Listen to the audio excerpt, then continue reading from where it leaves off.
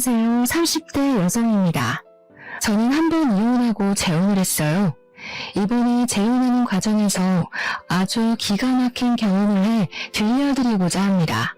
세상엔 참 다양하게 정신나간 사람들이 존재하는 것 같아요. 그런 사람들은 어떻게 그리 남의 인생 갉아먹는 걸 좋아하는지 모르겠어요. 납작들도 참 두껍네요. 그런 갑갑한 사람을 하나도 아니고 둘을 만났던 제 사연 한번 듣고 가세요. 제가 재혼을 하게 됐다고 했잖아요. 현재는 전과 다르게 너무 행복한 생활을 하고 있는데요. 현재 남편과 시댁 어른들을 만나 뵐 때마다 사람은 다 제 짝이 있다는 걸 느낍니다. 얼마 전 제가 잊고 있던 끔찍한 사람들을 또 만나게 되었는데 하필 결혼식장이었어요. 결혼식장은 제가 생각했던 것보다 훨씬 더 정신없고 신경 써야 할 곳이 많더라고요. 그런 상황에서도 결코 마주치고 싶지 않은 사람들을 만났었는데요. 신부 대기실에 앉아있는데 전 남편과 전 시모가 찾아온 겁니다.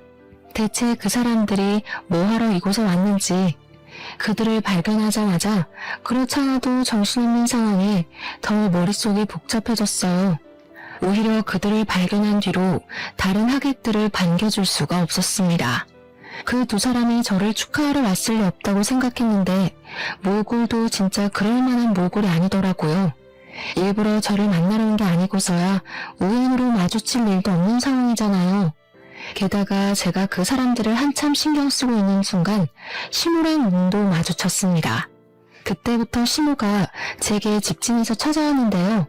누가 봐도 꼬락서니가 말이 아니니까 다른 하객들까지 당황해서 우리 사이를 힐끔거리기 시작했어요. 저도 괜히 제 결혼식보다 상대 배우자에게 피해가 갈까봐 순간적으로 예민해졌습니다. 제 앞으로 냉큼 다가온 전시모를 차갑게 바라봤어요. 감히 우리 아들을 버리고 재혼을 해? 우리 집이 망한 게 다 누구 탓인데 사람 인생 망쳐놓고 너만 쏙 빠져나갈 줄 알았냐? 너도 오늘 이 자리에서 인생 바닥 한번 쳐봐라. 그때 시모가 제 머리채를 잡으려고 했습니다. 그러나 시모가 신부 대기실을 들어서기 전에 행색을 수상하게 여긴 사람들이 직원들에게 이 사실을 미리 말했었나 봐요.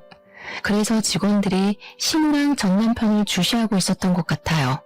시모가 제게 손을 대기 전에 다행히 직원들이 들이닥쳐서 시모를 말려주었습니다. 내가 왜 이렇게 망가졌는지 알면 당신들 나한테 이렇게 못해. 젊은 사람들이 상황을 똑바로 확인할 줄 알아야지. 당신들 엄마 일이라고 생각해봐. 당신들 엄마가 억울한 입장이라고 해도 이렇게 나올 거야? 시모가 몸부림을 치며 고함을 지르자 전 남편까지 시모를 뜯어말리기 시작했는데요. 아무래도 이 소란을 무시하기엔 무리였습니다. 남편까지 달려오고 말았어요. 이런 모습을 보이게 돼서 얼마나 창피했는지 모릅니다. 전 남편이랑 전 시모가 저 때문에 집안 망했다는 소리를 하면서 하소연을 했는데 그게 사실이었다면 제가 이렇게 사연을 쓰지도 않았겠죠. 까지 반성 못하고 저렇게 나대는 꼴이 뇌리에 너무 크게 남아있어서 소문이라도 내고 싶네요. 불과 작년까지의 일이었습니다. 전 남편과 긴 결혼 생활을 한 건 아니었어요. 1년 좀 넘게 지내다가 못 참고 이혼을 하게 된 건데요.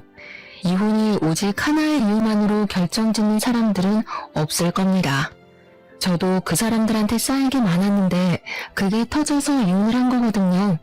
기억나는 대로 말씀드려보자면 신혼여행 때가 바로 생각나네요. 결혼식하고 신혼여행 다녀올 때만 해도 별다른 문제는 없었어요. 근데 신혼여행 갔다가 귀국하는 길에 면세점에서 시모 선물로 화장품 산 게 화근의 시작이 되었습니다. 선물 사갔다가 욕 들어먹었어요. 물론 받는 사람의 입장도 생각해서 선물을 하는 게 맞겠죠. 제가 시모의 취향을 모르고 정말 엉뚱한 물건을 샀다면 저도 욕먹을 만했다고 이해할 수 있습니다. 그러나 제가 사간 건 일단 대중적인 제품이었고 그리 가볍지도 무겁지도 않은 금액대였어요. 그저 빈손으로 시댁을 방문하기 좀 그래서 여행 다녀오는 김에 선물을 샀던 겁니다. 그런데 제가 시모한테 처음 들은 말이 뭔 줄 아시나요? 화장품? 너는 왜 물어보지도 않고 쓸데없이 돈을 쓴 거니? 센스 있는 며느리들은 시모 체면 세워준다고 명품 하나 해준다던데 돈 많이 번다고 해서 득 좀 보나 했더니 씀씀이가 가난하기 짝이 없구나. 저를 타박하시더라고요. 선물도 보는 사람 앞에서 뜯어보는 것까진 괜찮지만 그 선물을 대하는 표정이랑 태도가 너무 꿀사나웠어요. 그날 처음으로 시모의 욕망 그득한 모습을 보았던 거예요. 그걸 보고 아차 싶었지만 저는 이미 신혼여행을 다녀온 새댁의 처지였습니다. 아무리 선물이 마음에 안 들어도 사온 사람 생각해서 제 앞에선 조심히 줘야 하는 거 아닌가요? 나이 많다고 어린 사람 앞에서 예의 안 차리는 건 옛날 방식 아닙니까? 그 와중에 남편은 눈치 없이 자기 엄마 기분 상한 것만 생각하더라고요. 너무 뭐라 하지 마. 그래도 엄마한테 잘 보이고 싶어서 신중하게 고른 건데 다음에 명품백이라도 사주겠지. 엄마 말대로 며느리가 진짜 돈 잘 벌잖아. 제가 평범한 회사원이지만 연차가 높아서 연봉도 좀 높습니다. 공무원 아니고 사기업에서 근무하고 있었어요. 남편이랑 당연히 서로 연봉 밝히고 결혼했습니다. 제 연봉 때문에 시모가 결혼 인사하던 제게 그렇게 잘해줬던 걸로 기억해요. 제가 자기한테 돈을 많이 쓸 거라고 생각했나 봐요. 아무튼 전 그날 이후로 시모한테 감정이 꽤 상해버렸습니다. 그렇게 무례하고 이중적인 사람은 처음 봤거든요. 남편한테 시모 행동에 대해 얘기를 해도 남편은 전혀 심각하게 받아들이지 않았어요. 오히려 제가 시모 마음을 이해 못해줘서 은근 속 좁은 사람 취급을 하더라고요. 처음이니까 남편의 말에 어쩔 수 없이 납득을 해줬습니다. 하지만 그 납득도 얼마 못 가 빠르게 걷어졌는데요.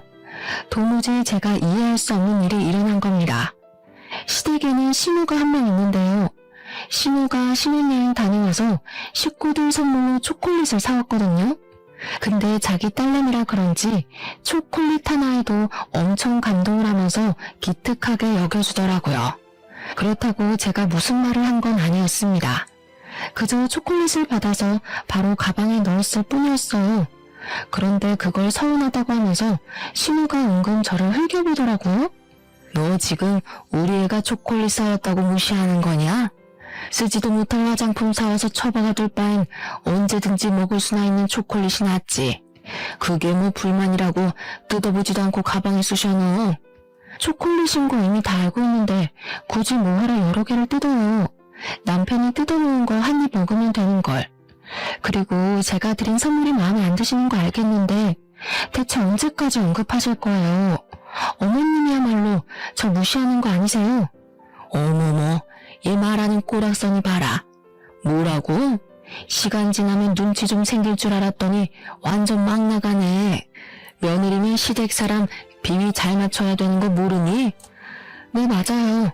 제가 눈치가 없어요. 초콜릿 좋아하시는 거 미리 알았으면 초콜릿으로 사올 걸 그랬네요. 걱정 마세요. 어머님 생신 때 브랜드 있는 명품 초콜릿으로 선물 드릴게요. 이러면 비위 좀 맞추는 격이죠? 시모는 자기 딸한테 받은 초콜릿 때문에 제게 더 심한 욕을 하지도 못했습니다. 초콜릿을 들고서 저를 향해 눈을 부릅뜨고 있는데 보기만 해도 속이 시끄러워 보이더군요. 그 난리가 있고 한 달 뒤가 시모 생신이었는데 저는 정말 시모가 산 초콜릿보다 더 고가 제품을 구매해 선물로 드렸어요. 그때 전 시모가 없었을 때라서 시모가 솔직하게 자기 감정을 표출하더라고요. 제가 사준 초콜릿을 제게 던져버리며 자리에서 벌떡 일어나셨어요. 네가 사람을 아주 제대로 놀리는구나. 나한테 복수라도 하는 거냐? 어디서 이딴 게 굴러들어온 거야? 돈도 있는 사람이 더 한다더니 그래봤자 재벌도 아니면서 어지간히 몸살인다. 어머님께서 초콜릿에 미쳐있는 줄 알았는데 그건 또 아니라니까 당황스럽네요. 어머님이야말로 재벌 사모도 아니면서 바라는 게 참 과분하신 거 아니에요? 사람은 분수에 맞게 살아야지 배보다 배꼽이 큰 걸 바라면 망하는 법이에요. 생신은 축하드리는데 앞으로 어머님 태도가 이런 식이면 내년 선물도 초콜릿일 거예요. 시모는 결국 제 당돌함에 참지 못하고 뺨을 날렸습니다. 자기 생일을 망쳐놨다면서 저보고 꺼지라고 했어요. 본의 아니게 시모의 생신에 최악의 기억을 선물해 드린 셈이었습니다. 거기서 저는 시키는 대로 시모한테 인사하고 나왔는데 남편은 저를 따라 나오지 않았어요. 저랑 시모랑 신경전 벌이는 걸 보고 제가 처맞는 걸 보면서도 남편은 시모 기분 맞추기 급급했습니다. 나중에 귀가한 남편한테 그 부분이 서운했다고 말했더니 남편의 변명은 이러했어요. 겉으로 엄마 편이 들어야 당신이 나중에 편해지지. 내 속마음대로 당신 편만 들어봐라. 그 화살이 다 누구한테 가겠어? 남편은 자기만의 방식으로 중립을 지키는 거라고 했지만 실상은 그저 말만 번지르르 했고 미꾸라지처럼 상황을 잘만 피해가는 꼴이었습니다. 아무짝에 쓸모도 없는 중간다리였어요. 결혼하기 전만 해도 남편한테 실망한 적이 없는데 어떻게 결혼하자마자 이렇게 다른 기분을 느낄 수 있는지 모르겠네요. 이제 겨우 갈등이 시작이었는데 그 이후로는 제가 얼마나 시달리고 살았겠습니까? 일단 남편이 갈등을 싫어했기 때문에 제게도 딱히 시비를 걸던 때는 아니었어요. 오히려 다툼 안 나도록 이쪽 저쪽 비위를 맞춰주던 시기였죠. 그래서 저도 남편한테 딱히 화를 많이 냈던 건 아니었습니다. 차라리 그런 박쥐 같은 모습만 보였다면 제가 어떻게 참아보려 했을지도 몰라요. 그러나 남편이 본격적으로 사고를 치기 시작하면서 제 스트레스의 원인이 되는 사람은 둘로 늘어나 버렸습니다. 남편이 저와 한마디 의문도 없이 직장 동료와 다툼으로 회사를 때려치운 겁니다. 성질머리를 참지 못해서 욱했던 거예요. 그러면서 뒤이어 하는 말은 아주 철부지가 따로 없었는데요. 나 사업하려고. 도무지 나랑 안 맞는 사람들이랑 일하는 거 신경질 나서 못하겠어. 나도 나이 먹을 만큼 먹었는데 언제까지 남 눈치 보면서 참고 살아야 돼? 당신이 나 좀 도와줘. 장인어른이 아파트 당신 명의로 해줬잖아. 그거 담보 잡아서 대출 좀 받자. 내가 사업 대박 터뜨려서 당신 호강시켜줄게. 정신 나갔어? 당신이 사업에 대해서 뭘 안다고 사업을 해. 그러다 더 큰일 나면 어쩌라고. 빚더미 앉은 집안 중에 사업한 사람이 대다수야. 사업이란 게 자기 혼자만의 문제가 아니잖아요. 가정이 있는 사람이 마치 잃을 거 없는 것처럼 무모한 도전을 하려고 하길래 기가 막혔습니다. 직장 동료랑 싸워서 홧김에 사표 낸 것이 잘한 일인가요? 이럴 때 기죽어서 수그리고 들어가면 직장에서 무시당한다며 떵떵거리는데 정말 한심해 보였습니다. 남편이 쓸데없는 용기 때문에 우리 가정을 위태롭게 만들 수는 없어서 저는 남편의 그 제안을 바로 거절해버렸어요. 그랬더니 남편이 시모한테 그 사실을 얘기한 겁니다. 우리 사이의 문제인데 왜 시모까지 끌어들이는 건지 모르겠어요. 덕분에 이건 더 이상 부부의 문제가 아니라 집안의 문제로 커져버렸습니다. 시모가 우리 집을 찾아와서 남편이 했던 사업 얘기를 하기 시작했는데요. 저한테 돈이라도 맡겨놓은 줄 알았어요. 제 명의의 건물인데 시모가 당당하게 자기들 재산처럼 언급하더라고요. 우리 아들이 원하는 대로 다 해주는 게 좋을 텐데 네가 사업에 대해서 뭘 아니? 어차피 우리 아들 잘 되면 너한테도 좋은 거 아니야? 대체 무슨 근거로 미쳐놓는 자기 아들의 사업을 지지하고 있는 건지 이해가 안 되었어요. 사업에 대해서 모르는 건 시모뿐만 아니라 남편도 마찬가지였거든요. 모르는 게 상책이라는 말도 있지만 사업만큼은 그런 말과 관련 없다고 생각했습니다. 그래서 시모의 설득에도 저는 그저 싫다고 거절했어요. 그랬더니 시모가 퇴근하고 나서 저녁마다 시집살이 시키려 작정하고서 저희 집을 찾아오더라고요. 남편도 시모와 같은 뜻인 입장이라서 멋대로 집 비밀번호를 알려준 거였어요. 그때부터 저는 남편과 제대로 등을 지기 시작했습니다. 제가 일방적으로 남편을 무시하려고 했어요. 저를 그렇게 압박해오면 제가 항복할 줄 아는 것 같더라고요. 그런다고 한들 사업이 누구 집 개 이름도 아니고 능력 없는 사람들 입에 오르내릴 만큼 가벼운 일이 절대 아니라고 생각했으니까요. 하지만 시모의 간섭과 고나리질이 스트레스인 건 어쩔 수 없었습니다. 저도 일을 하는 사람이니까 직장에서 받는 스트레스가 있을 거 아니에요. 퇴근하고 오면 좀 쉬고 싶은데 시모가 저를 기다리고 있으니 스트레스가 배로 끓어오르더라고요. 너무 쉬고 싶어도 시모의 주둥아리가 제 뒤를 쫓아왔습니다. 먼지가 너무 많다느니 설거지거리가 잔뜩 쌓였다느니 반찬은 왜 이렇게 부실하냐느니 말이죠. 제가 집안 청소를 안 하는 것도 아니거든요.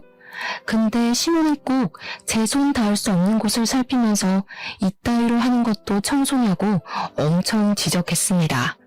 게다가 설거지는 제가 먹은 그릇들이 아니에요. 시모가 우리 집을 들락거리면서 일부러 만들어 놓은 설거지들이었죠. 저도 어디 해보자는 뜻으로 시모에게 맞서서 나름 무심하게 대응은 했는데요. 이게 안 풀리고 쌓이다 보니까 너무 가슴이 갑갑하더라고요.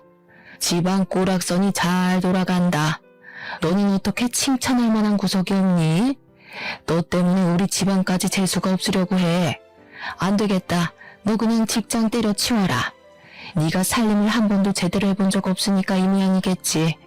내가 확실히 가르쳐 줄 테니까 내일부터 직장 그만두고 우리 집에 출근해. 그쪽으로 출근하면 월급은 있나요? 제 직장보다 배울 것 없는 집에 가서 고작 배운다는 게 집안일인데 돈도 안 주실 건 아니죠?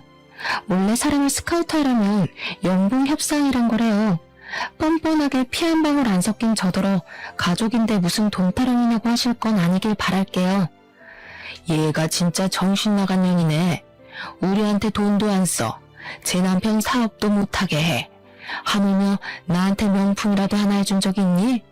잘하는 것도 없고 예쁜 짓도 안 하는 것이 무슨 돈 타령이야. 시애미가 하라면 그렇게 하는 거지. 제가 앞으로 어머님을 어머님으로 안 모시겠다고 하면 그만 아닌가요? 저 어머님한테 예쁜 짓 할 생각 없고 비위도 안 맞추고 싶어요. 어머님한테 며느리로 인정받고 싶지도 않고요. 그러니까 앞으로 저한테 아무것도 기대하지 마세요. 사서 실망하기 싫으시면. 제 말에 시모가 또 눈을 부릅떠 보였는데 그걸 무시하고 방으로 들어갔습니다. 안 그래도 시모가 가만히 있질 않고 따라오려고 하더라고요. 문 잠그고 쉬었어요. 안방에도 화장실이 있으니까 그곳에서 한참 씻고 나왔습니다. 방 밖에 조용한 것 같길래 문 열고 나가보니까 남편밖에 없더라고요. 제가 방에서 나오자 잠깐 외출했던 남편이 표정 굳은 채로 제게 다가왔어요. 나를 그렇게 못 믿을 거면 나랑 결혼 왜 했어? 우리가 남도 아니고 내가 무조건 성공시켜줄 수 있다니까. 왜 안 믿어줘? 나는 당신이 내조 못해도 아무 말 안 했고 우리 엄마한테 예의 없게 굴어도 최대한 참았어.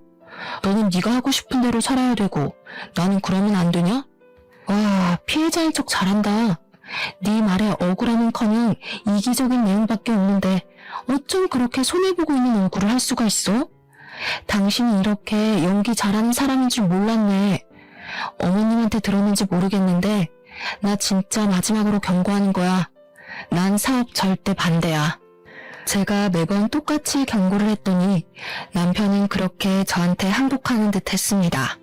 더 이상 안 따졌거든요. 신혼집 비밀번호도 바꾸었어요.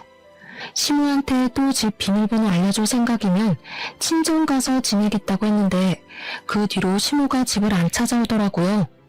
시모한테 연락은 딱히 없었지만 시모 전화번호도 그냥 다 차단했습니다.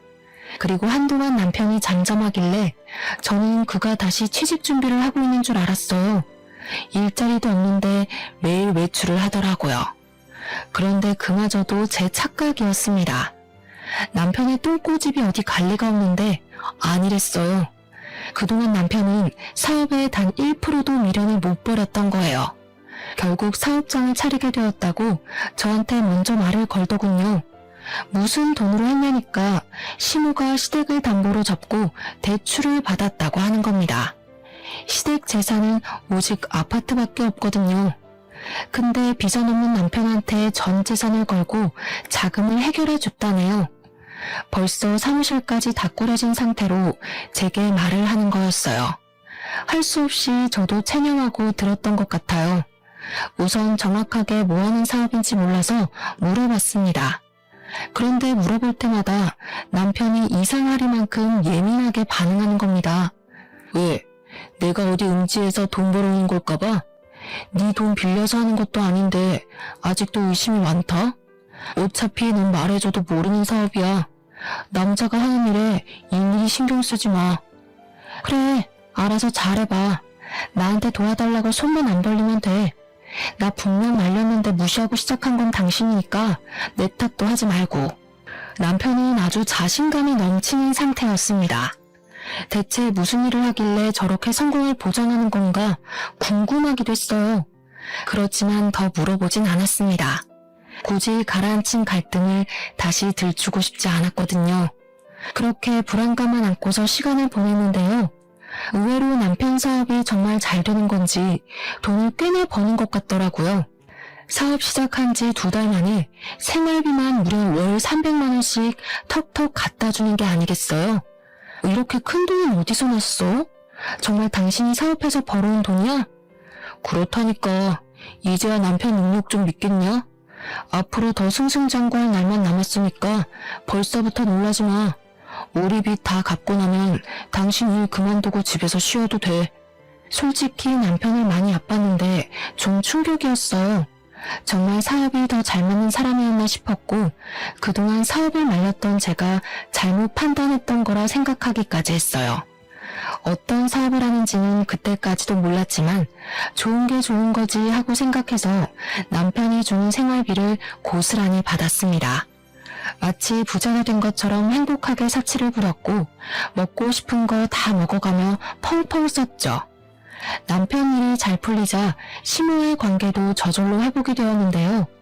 시모는 저에게 남은 앙심이 큰지 마치 재벌 사모라도 된 것처럼 저한테 자부심을 부리기 시작했어요. 그게 저의 심기를 불편하게 만들었고 자기 아들 믿고 제게 함부로 하기만 하는 시모한테 점점 질려갔습니다. 그 와중에 짜증났던 건 남편이 또 시모한테 집 비밀번호를 알려줬다는 거예요. 내 아들 돈으로 펑펑 놀고 먹는다면서? 네 돈 주기는 싫고 내 아들 돈은 쓰고 싶나 보지? 그렇게 돈 좋아할 거면서 뭐하러 쌩님인 척 딱딱하게 굴었대?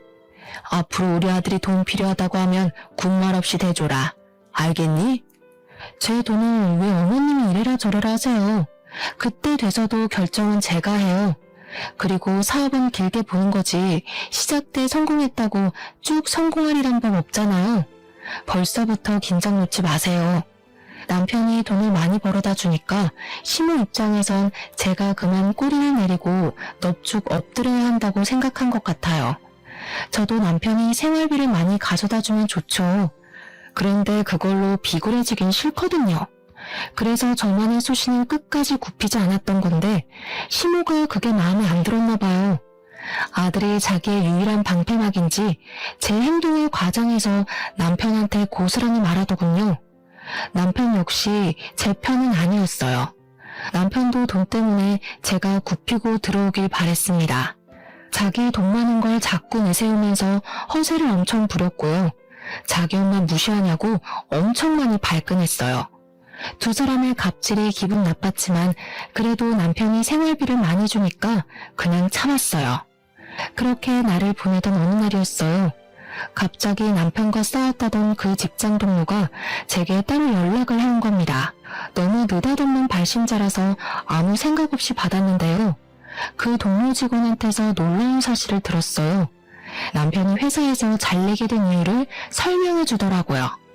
저는 남편이 동료 직원이랑 싸워서 스스로 사표를 낸 걸로 알고 있는 상태였는데 동료 직원이 말하는 건 달랐습니다. 남편이 휴대폰으로 코인하다가 상부에 들켜서 잘렸다는 말을 하더군요. 회사를 나가서 더 자유롭게 코인을 하고 다닌다고 했어요. 알고 보니 남편이 제게 주는 엄청난 생활비를 코인으로 벌어주고 있었던 거예요. 머리끝까지 소름이 돋았고 얼마나 화가 났는지 몰라요.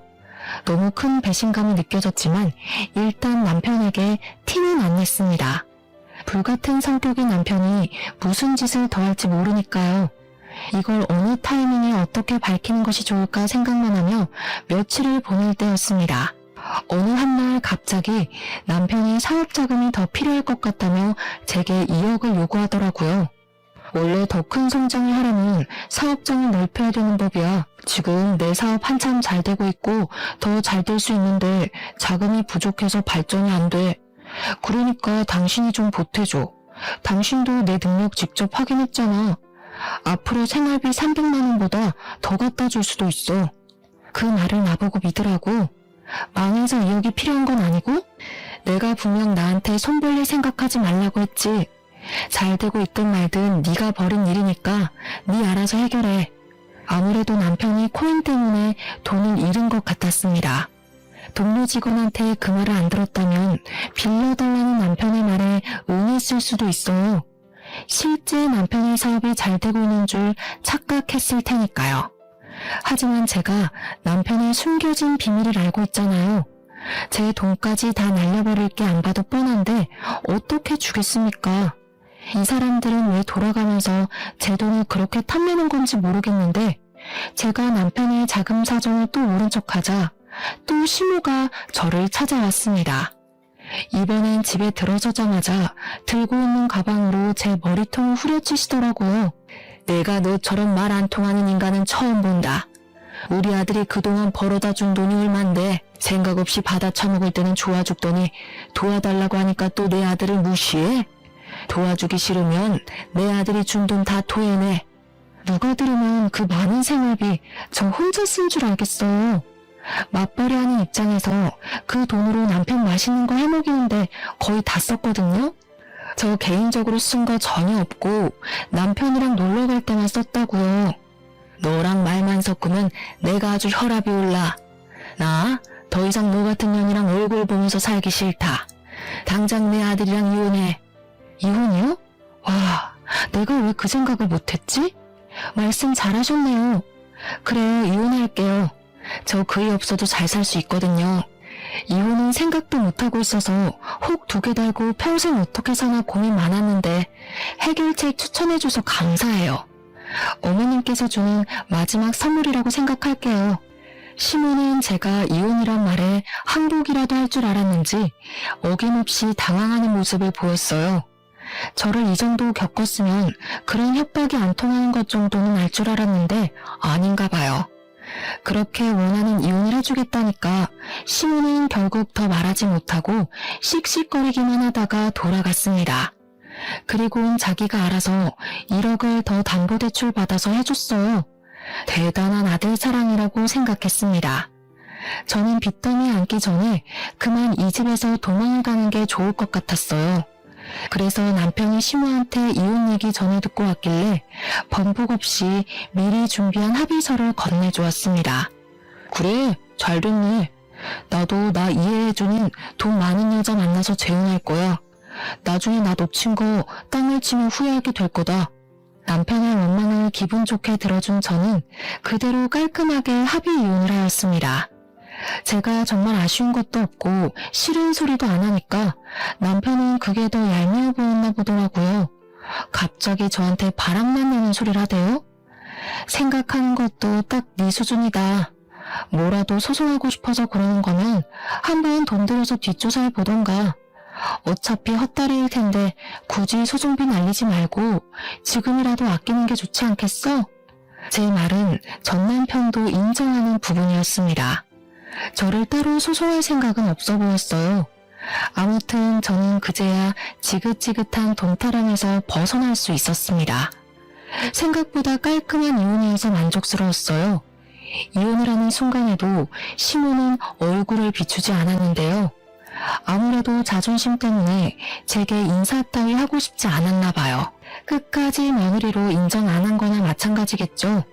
그러거나 말거나 어떻게 생각하든 더 이상 제 삶에 그들을 끼워넣고 싶지 않았어요. 이제 다시 솔로의 삶을 얻었으니 행복할 일만 만들고 싶었습니다. 제가 이전부터 세계 일주하는 게 꿈이었는데 생각도 정리할 겸 시기가 딱 적당한 것 같더라고요. 그래서 이혼하자마자 가장 먼저 시행한 것이 바로 여행 티켓부터 끊는 거였어요. 시간이랑 경비 때문에 세계 일주까진 못하고 아쉬웠건만 돌았습니다. 세상 사는 게 이렇게 재밌고 행복하다는 걸 그때 처음 느꼈어요. 한국으로 돌아올 때쯤엔 막대 먹은 두 모자는 이미 제 머릿속에서 지워진 상태였습니다. 한국 와서도 저의 행복한 시간은 쭉 이어졌어요. 늘 배우고 싶었지만 마음이 품고만 있던 수영도 정기권을 끊었고요. 퇴근하고 집에 가면 영화 한 편 보면서 행복함을 느꼈습니다. 이혼만이 제가 사는 길이었는지 좋은 일은 끊임없이 이어졌어요. 저 이혼하고 얼마인가 승진도 했잖아요. 어쩜 이렇게 행운만 따르는지 모르겠어요. 제가 결혼한다고 직장 그만뒀으면 어쩔 뻔했습니까? 행복한 시간이 길어질수록 과거의 상처는 더 빨리 잊혀갔는데요. 어느 날 직장에서 제휴맺은 리조트에 할인가로 갈 수 있다는 공고가 올라왔어요. 휴양지를 좋아했던 저는 당장 신청했습니다. 혼자 놀러가서 그동안 배웠던 수영 연습도 했었어요. 그런데 그곳에서 그만 사고가 나버린 겁니다. 수영하다가 쥐가 내려서 그대로 물속에 빠져버렸어요. 물에서 쥐가 나면 왜 큰일 난다고 하는지 그때 강하게 느꼈습니다. 제가 아무래도 앞으로의 운을 그날 다 쓴 게 아닌가 싶은데요. 제가 빠진 순간 저 혼자 있었던 게 아닌지 어떤 남자가 저를 바로 구해주었어요. 그런데 거기서 끝난 게 아니라 그 남자와 의외의 인연이 돼서 통성명을 하게 되었습니다. 대화를 하다 보니 알게 된 건데 그 남자는 한 회사에 사장을 하고 있는 사람이었어요. 아빠한테 회사를 물려받은 지 2년이 되었다고 하더라고요. 저랑 또래였는데 벌써 어느 자리에서 큰 일을 하고 있다니까 존경스러웠습니다. 그 뒤로 여행하는 동안 그 남자와 연락을 많이 했어요. 솔직히 그 남자가 무슨 마음으로 그러는지 알겠더라고요.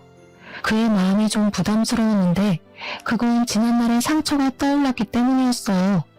두 번 다시 남자를 사귀고 싶지 않았거든요. 혼자가 편하다는 걸 알았고 결혼은 제게 아무짝에 쓸모없는 문화라는 것도 알았으니까요. 그래서 제 마음을 솔직하게 말씀드렸어요. 하지만 그 리조트 남자분이 쉽게 물러나질 않더라고요. 자신이 은인이라는 이유로 계속 밥 한 끼 하자며 연락을 지속했습니다. 원래 은인이랑은 평생 가야 하는 거라는 농담까지 하면서 저보고 친구로만 지내도 좋으니까 연락만 하자길래 할 수 없이 만남을 이어갔죠. 그렇게 마지못해 연락하다가 마음이 움직여서 연애까지 하게 된 겁니다. 사귀기까지 한 2년은 걸렸어요. 그동안 기다려준 남자에게 감동한 부분도 있어서 마음이 움직였던 것 같네요. 그분은 제가 이혼한 여자라고 해도 개의치 않아 하더라고요. 그것도 좀 신기하긴 했어요. 그리고 그 남자도 한번 갔다가 온 남자라고 했습니다. 전처가 우부증이어서 이혼했다고 하더라고요. 차라리 잘 됐다고 생각했어요. 저만 이혼의 입장이면 남자한테 너무 미안할 것 같았거든요. 서로 이혼의 상처를 보듬어줄 수 있으니까 제 마음이 더 열렸던 것 같습니다. 그렇게 연애 2년 만에 갑자기 이 남자와는 진짜 잘 살 수 있겠다는 마음이 들었어요. 정말 위험하게도 결혼의 감정이 들었다는 거죠. 취미생활도 비슷했고 제가 뭘 하던 전부 이해를 해주니까 한 번도 느껴본 적 없는 다정함을 많이 느꼈습니다. 그 남자 옆에 있으면 마음이 저절로 따뜻해졌어요. 그리고 무엇보다 시부모님이 사업체를 이끄는 사람이다 보니까 재산도 꽤나 있으셨고 가정이나 노후도 탄탄하게 대비가 되어 있는 분들이라 다른 걱정이 없었습니다. 그걸 남자가 더 많이 어필해줬어요. 저한테 아무것도 하지 말고 몸만 오라고 하더라고요. 손에 물 한 방울 안 묻히게 한다는 약속은 못하겠지만 2번이나 같은 상처 받게 하는 일은 절대 없을 거라고 약속까지 해주었습니다. 시집와서 알콩달콩 살아보자는 남자의 말에 저는 끝내 재혼을 결심했어요. 생명의 은인이 제 남편이 된 거죠. 그리고 결혼을 준비하는 과정에 축복이 찾아왔는데요. 제가 임신까지 하게 된 겁니다. 그렇잖아도 재혼으로 축하받고 있었는데 완전 겹경사였어요. 무엇보다 시부모님이 가장 크게 축하해 주셨습니다. 저보고 고생했다면서 외제차를 한 대 뽑아주는 거 아니겠어요? 너무 과분한 선물이라 괜찮다고 말렸지만 시모가 제 두 손을 꼭 잡으면서 자기 아들이 이렇게까지 많이 웃는 건 처음 봤다고 저보고 은인이나 다름없다고 하더라고요. 남편이 이혼하고서 몸도 마음도 많이 상했었나 봅니다. 시모가 남편 걱정으로 두 발 뻗고 잔 적이 없다고 했어요. 저를 만나고부터 남편한테서 다시 화색이 돋았는데 시모한테는 그게 그렇게 세상을 다 가진 것 마냥 고마웠다고 하네요. 그러면서 시모가 앞으로 힘든 일 있으면 절대 참지 말고 자기한테 말해달라고도 했어요. 이혼녀란 저의 꼬리표가 보기 싫을 수도 있을 텐데 시모는 그런 소리 한 번도 하지 않았고 그저 저만 보면 예쁘다는 소리만 남발하셨습니다. 결혼이 두 번째인데도 그런 관심은 처음 받아서 당황스럽다가도 행복했어요. 그렇게 결혼식 당일이 되었어요. 시부모님의 힘으로 결혼식이 아주 성대하게 열렸습니다. 그리고 그곳에서 초대하지 않은 손님들이 찾아오고 말았어요. 너무 기쁜 날에 제 기분을 다 망치는 두 사람이 나타나고 만 겁니다. 바로 전 남편과 전 시모였어요. 이혼하고 처음 보는 자리였는데 그게 하필 제 결혼식이었네요. 상상만 해도 최악이지 않습니까? 아무튼 멀찍이 있는 그들을 먼저 발견한 저는 처음부터 아는 체를 하지 않았어요. 일단 전 남편이랑 전 시모의 몰골이 누추한 게 옷도 꽤 제재했어요. 어디 며칠간 노숙한 것 같은 꼬락선이라서 좀 놀랐습니다. 딱 보니까 전 시모가 뒤늦게 전 남편한테 투자한 전 재산마저도 날린 것 같은 모습이었어요. 그렇게 그들을 몰래 쳐다보다가 전 시모가 저랑 눈이 딱 마주쳤을 때 신부 대기실로 쳐들어온 겁니다.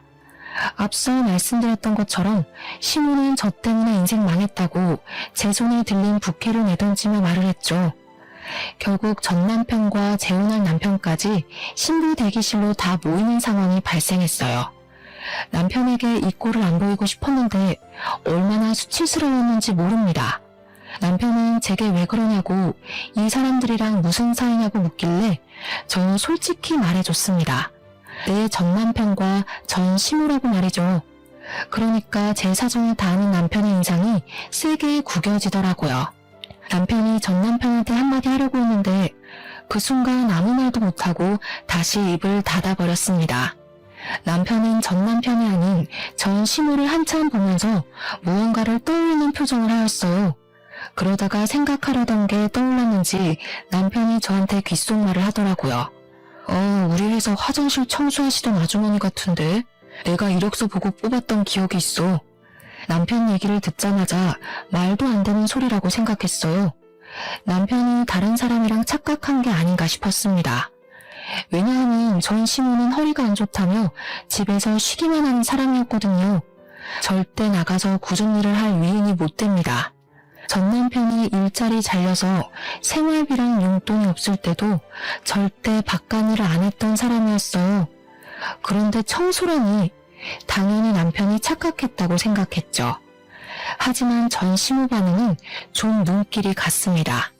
눈에 띄게 남편을 모른 체 하려고 하더라고요. 그때 남편이 제게 귓속말로 쐐기 박는 소리를 했는데요. 아니야, 맞네. 아들이 코인으로 쫄딱 망해서 노숙하고 있다고 제발 도와달라 그랬었어. 담보대출을 많이 해서 집을 잃었다고. 얼마나 사정했는데 그때 저 아줌마 보면서 참 불쌍한 인생이라 생각했었다고. 남편의 말이 맞았어요. 역시 그 두 사람은 코인 때문에 재산을 날려서 알거지가 된 거였습니다.